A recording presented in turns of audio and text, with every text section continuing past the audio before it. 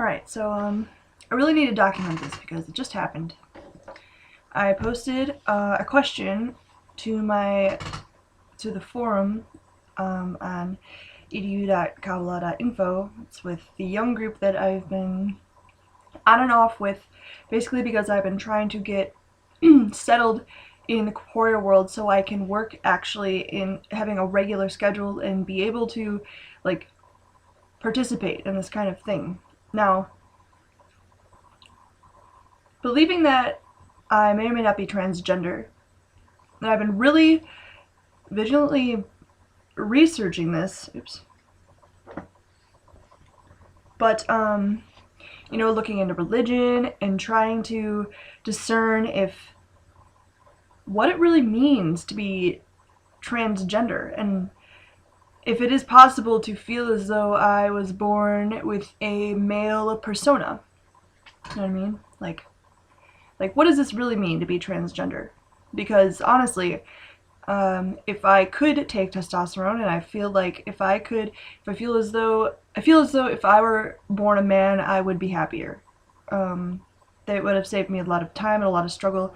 I have I've never not worried about my gender or my sexuality. It's always been a thing, and I've actually become celibate over the years and asexual. I have no interest in sex anymore. I don't have a sex drive. I am actually kind of afraid of sex, So, anyway, so this is what I asked the forum, and it's basically a summary of everything I've been trying to discover with religion and political correctness and just basic thing, because I don't want to boost Christians up. I think that anyone can be there, as it says. I'll just read it. Just listen, okay. My post is, I'm at a loss because I have two contrasting opinions. Please, you may not be equipped to answer this question, but I severely need guidance. Transsexualism, transgenderism. It hasn't been mentioned at all in my research concerning the path.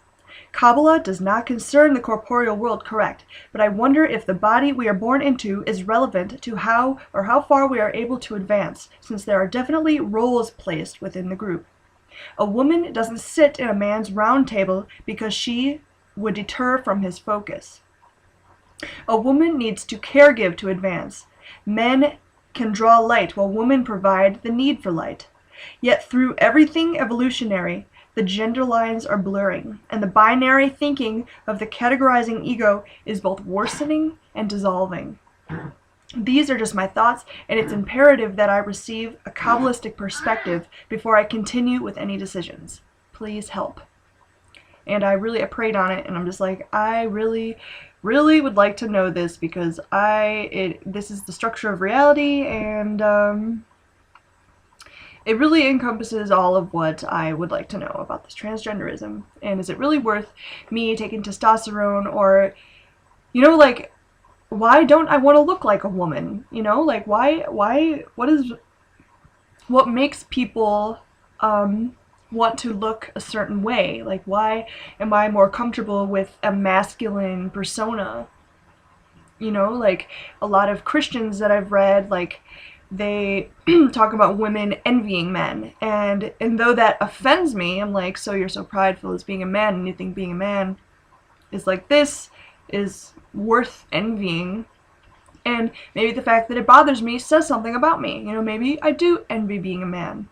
But I've never enjoyed being a woman. I have never understood the role. I've never had a boyfriend, I've always had insanely painful periods, and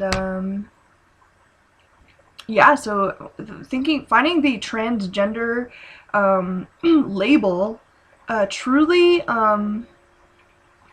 gave me hope for enjoying my body and who I am, because I have never known what it meant to identify as a woman, and I've actually studied feminism vigorously because I have no idea how to be proud of this, but then again, would I be any happier as a man? That's just the thing. That's why I'm questioning whether I should be taking testosterone. See, I'm not saying the Christians, the hardcore, the oh, Christians are correct or anything. It's just that, maybe there was a reason I was born a woman, and maybe it would be a waste of time for me to pursue this. But in gender therapy, I actually would like to explore reasons why a female would feel they have a more of a masculine role. And honestly, I would like to get top surgery, even though that would be a lot of money and a lot of time. And anyway, so this is what they responded with. A woman who wants to be a man, I'm sorry to tell you, but you feel her as a woman and not as a man. This is the issue at hand, not whether they stitch this piece of skin here and that piece of fat there. The roles you mention actually have to do with the root of the soul. One can't change that by any superficial means. There is no other reason that a woman cannot sit in a circle of men who are trying to connect as a men's group. And they need to connect to reach the spiritual goal. It doesn't matter if she will dress like a burly lumberjack, she will distract them anyway. As a woman, no matter how good an actor she is, we are dealing with things here that cannot be changed by us. Though our physical gender in this world seemingly can be. This is not advice for what you should do personally, but to make the point that there is no gender bias here or any prejudice against making such a decision in this world. This, I honestly expected to hear this.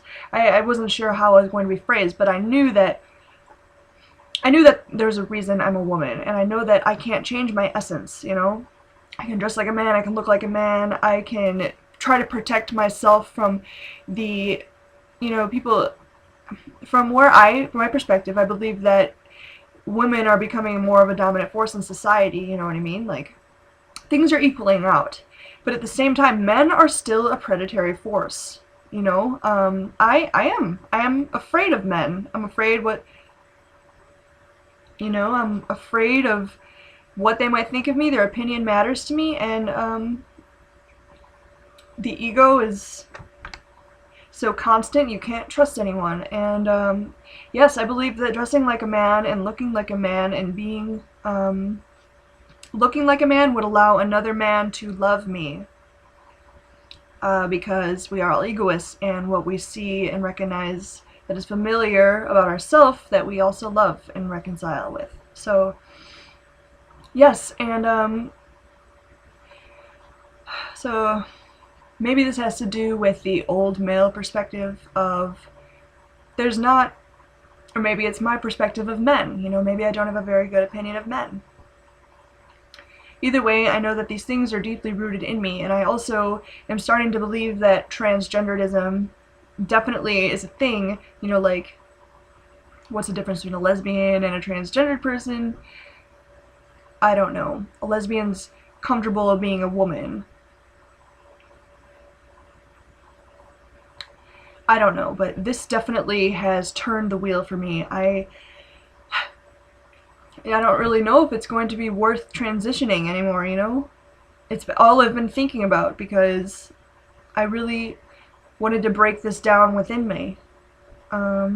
This is going to take me to places I never really would have expected to go, or actually, not that I would have not expected to go here, but I have not wanted to go here. So maybe this is just a way of causing me to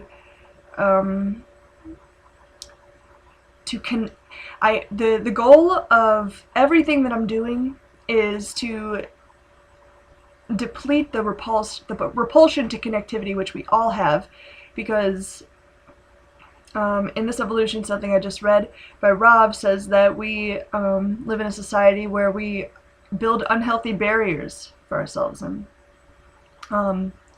the loneliness that everyone experiences really has nothing to do with how many friends we have. I mean, I don't really spend time with the friends that I had or have, but I don't feel lonely too often.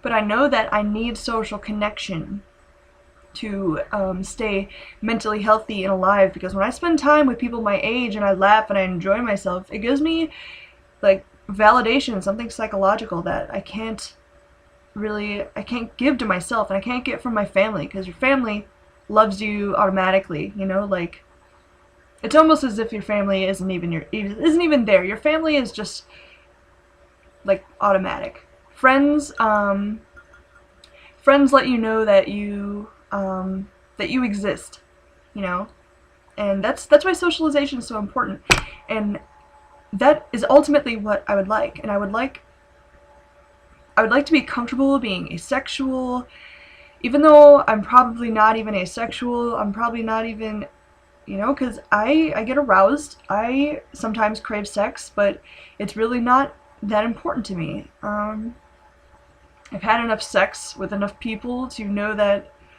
I don't want it unless it's with someone that I love. And I'm really not at a point in my life where I am comfortable enough with what I have, and I don't see enough of the blessings around me. I don't see that God loves me, but I'm coming to that realization. So the more I accept this, the easier it is for me to integrate. And hopefully that will be the point. And I'm going to continue to pray and continue to study Christianity, just because I believe that forgiveness is important, and I believe knowing Jesus is important. Just even the concept. I know, like, there's two sides of me. One has been told that all this historical evidence that Jesus has existed and all that, but then on the other half, I'm just like, it's just a concept that people use. Anyway, he's dead, so obviously it is a concept. But it is a great icon to follow, and that is why I'm wearing this, because I believe in the icon of Jesus. And I think that trying to attain that kind of goal is part of what spiritual advancement is all about. And that's why I believe, even though Christianity is all belief-based, I think, and it is pacifying, I still believe that it is good to have that end goal. Even though some people call it Jesus, some people call it Lishma, some people call it the Creator. Anyway, we're all trying to reach equivalence with it, and we all know that we are nothing like it at all. So, yeah, those are my findings for today, and the wheel is completely turned, like I said, and I really have no idea where to go from here, because I have gender therapy, and man, I have to come to terms with who I am physically. I have to come to terms with my female body, and I want to know if there's a reason that I should dress like a female. I know there isn't, and no one in this day and age really cares, but I do look like a dyke. I don't want to look like a dyke. I want to look conservative and straight, because that is a blend-in, trustworthy kind of appearance. But at the same time, I stand out automatically. When I do feel comfortable, I know I have a very loud, very attractive personality. So, yeah, it really it's never really mattered to me what I look like. I'm confident that I'm always going to be attractive no matter what I do. And, call it vanity or physical confidence, but I've always had it. So, well, not always, but I have had it. Anyway, yeah, I'm running out of things to say, so thanks for listening, and I'm gonna go wreck my brain, because that seems to be what I do. Bye.